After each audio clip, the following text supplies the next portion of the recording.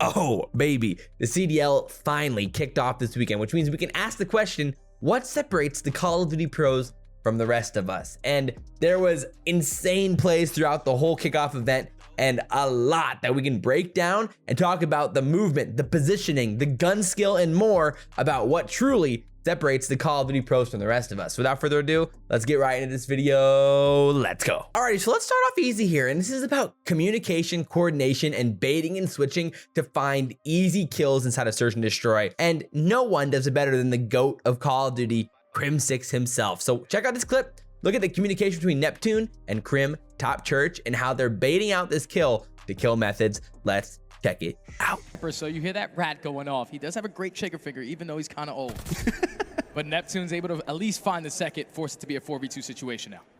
Now it's all on the TJ and Methods. What can they look to do? Again, that early nade just totally sets the tone.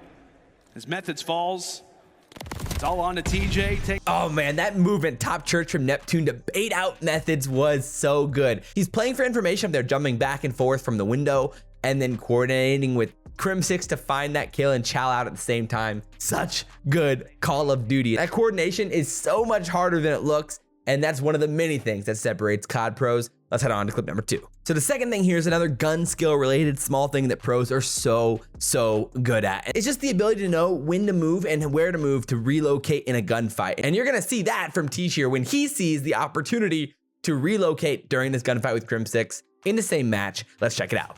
They're making this look easy. They absolutely are. Crim has been practicing those nade spots. That's without question. Meanwhile, Boston fights. The engagements are going down inside of P5. TJ is there. The plan is successful, and he'll have some words for Crim6. A quick 3 for Tej in Boston, just like that. Oh, baby. Tej is putting Crim on skates. It just shows the level of Call of Duty these guys are playing. It's just such an impressive gunfight there to find the third with Crim as well. Again, that window of opportunity when the door closes to change your position in a gunfight. And this is something that you can really implement into your own game as well, whether it's using an off angle around a corner or relocating when a door closes like this in a game with doors, or it's using a stun grenade or a nade to use it to relocate in a gunfight. Things like that, pros are so good at. And that's just a great example of it right there from Tish. So the next thing here is the importance of spawns and understanding spawns. And you might know like, all right, yeah, I already get spawns. Come on, man. But like, trust me, I've been playing COD for a long time and I'm always learning things from how COD pros play. And these are great examples of it here from Florida and Toronto. So you're gonna see how number 8 on the minimap spawns out back in front of Boat away from the hard point, which immediately tells Vivid to turn around because someone's behind him. And you're gonna see that movement come into play here. Let's check it out. Already Nice. left. Top ring. And one top Boat. I spawned out. Bro. Oh, we spun out. Wait, he was on the right, bro. Look for him, man. He's still top 3 now. Or top boat now. He's top boat. Give me. Vivid, absolute. Gobble, absolute. Okay, yeah. One's cliff, awaken them. I mean, come on, man. That type of play gets me hyped to see the intelligent Call of Duty there from Florida. And even in a match where they were getting body bagged early and down by nearly 100 after the first 2 hills, they start playing really intelligent Call of Duty and get themselves back in the game because of great setups and intelligent Call of Duty like that. Understanding where your teammates are spawning can literally give you free kills around the map, like Vivid right there on Insight. In the same category here, just a little bit earlier in the game, you're gonna see Toronto actually manipulate the spawns and call out that one of them will be spawning out behind them, and then they identify that player and they extend their lead in this game. Pay attention to their comms and how they're blocking the spawns at the top of the map here to force the player to spawn out. Let's let them do the talking for themselves. Go for quick listen in. Toronto Ultra. You're right up here. Awaken into that back truck. Awaken into back truck. Take our time here. Jamie's got streaks. Yeah, I have a I'll streak. try and get a kill here. Yeah, go. Nade top to the right side. Toby, nade Yeah, right I'm side. doing it now. Quick at it. Deep by me. I didn't hit him.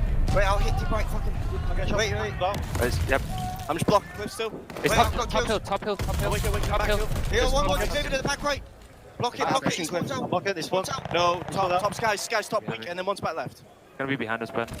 Dead. Nice, good shit. You I'm still hit blocking right. right? He was top. Yeah. Okay. Guys up top. Deep back dead.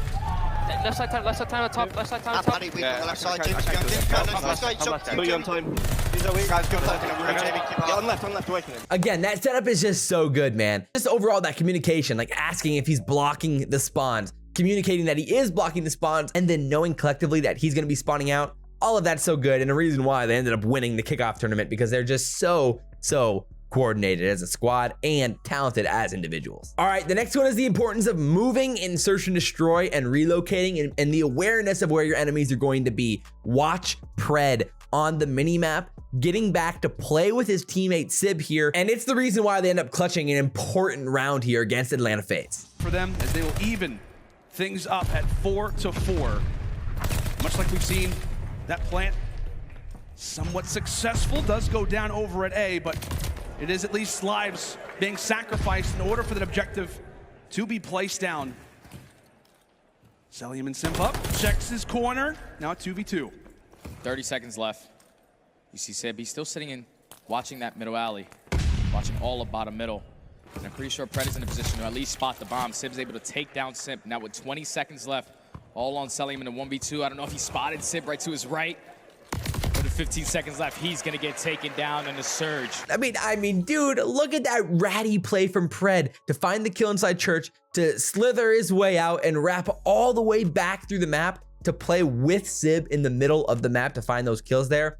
Insanely impressive. He's so hard to track around the map, and you're wasting FaZe's time when you're doing that, because FaZe has to worry about him potentially being behind them, flanking them, shooting them from behind, and then at the end of the day, he's right in front of him playing with Sib. And that's why moving around a lot and being aware of where the enemy is gives you so much freedom to roam, and also becomes so much harder to track and harder to kill around the map. And that's why I was so impressed with how Pred was playing in S&D in this tournament, even as a rookie in his LAN debut. You gotta be happy with that if you're the Seattle Surge. All right, now we gotta talk Optic and Shotzzy, one of the best players in the game as well. This is a really interesting development in how Vanguard's been playing so far, with how teams are utilizing flanks. And there's a handful of other examples that I'll be putting in a different video as well, talking about this in either Search and Destroy or Hardpoint. But this one specifically from Shotzzy is awesome.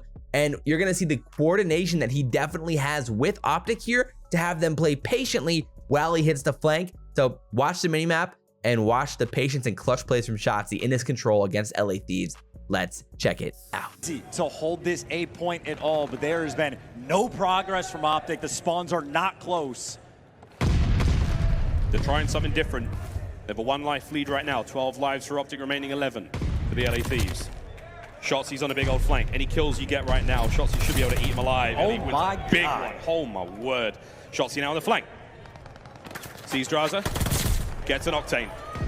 Pushing out from mid. Draza. Shotzzy wins a big one. Shotzzy's got to stay alive. Finds another. And Shotzzy, what a flank it was. Big stack now from the boys at Optic. Look at that progress go. Second segment gone. One more. One more. And we're going back to another hard point. Dude, I mean, the plays are so good. It ends up winning him the round as well, and the map. And again, for Shotzzy there, the patient communication that you're definitely going to be having with your team there is you're telling them, yo, I got the flank, I got through, wait for me to hit, play slow, find a pick, and I'll hit him from behind here. And then he's calling out Envoy when he's running into the zone, but instead play for Octane inside, and he'll have his teammates help him identify Draza. And he ends up finding the kill anyway on Draza by using the map around him. The movement to use different parts of the map to his advantage is really impressive. And of course, the overall patience was great there with the flank, and being aware that he even has the chance to hit the flank in the first place, when a lot of teams might just try to bully out the front of A. He's going for it and really trying to make that play and then make sure it works by communicating it with his team. Overall, fantastic plays from Shotzzy. This final one here is just the truest of examples and might be the highest level of CoD Pro play. It's the Toronto Ultra, showing another reason for why they are the best team in the CDL right now. In this hardpoint on Berlin, you see Bance's patience here to play for the rotation in hardpoint. A lot of players might be impatient and find the kill first. He has trigger discipline. Pay attention to it when you're watching. Let's roll it. And after being put in a pretty dire situation, now on the rotation, Bance is calling out his players, and he's going to leave him. He's going around back. He's going for the spawn flip. You want to control this bottom side of the map potentially. To think long-term for P1, he's going to be annoying inside fire. You see number 2 spawns up exactly where you want to be. Ultra consistently in hardpoint, doing the right things. You love that from Bance, man. Come on. The plays from Toronto all weekend long were like that. They play smarter and more patiently, and then they have a calm, collective communication about them that helps them dominate and play really consistent Call of Duty. And we're seeing that from the end of last year in Champs, coming in second to FaZe, and then this year to winning the first kickoff event. I could probably done a whole episode on how they play and I probably will in the future. So make sure you drop your comments down below. And there's another Learn from the Pros video coming out sometime next week. We'll be breaking down a lot more content around here about how the pros play, what they do, team strats, individual plays, and a lot more as we get closer to the start of CDL next week. So if you're interested, here's a video right here on a spawn breakdown on how squad spawns work inside of Vanguard. I think it's a dope video, and I appreciate you guys for watching. Talk to you next time. I'm out.